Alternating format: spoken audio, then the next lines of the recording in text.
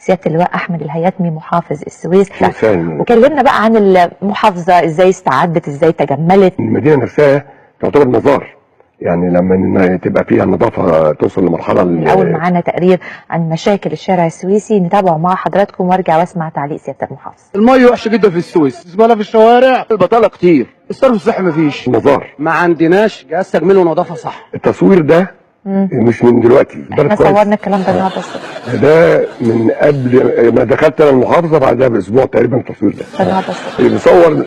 اول انا مسكت التصوير ده، لا والله يا فندم التصوير ده حصل. جيب اي تليفون يتكلم هيتكلم غير كده خالص. انت فتحنا تليفوناتنا بناء على رغبه حضرتك. الاعمده في مدينه السلامه سعاده الباشا كلها مظلمه بالليل.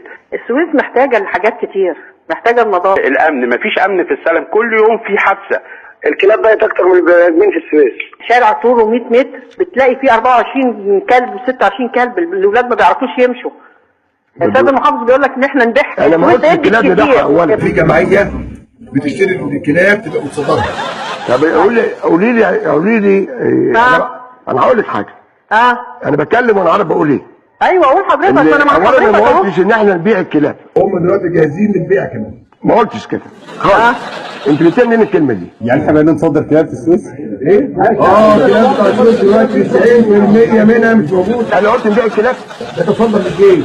لا ما قلتهاش خالص دي. بيع وخد الفلوس ليك انت ونتكلم. هي اكيد هي نفسها مش من السويس.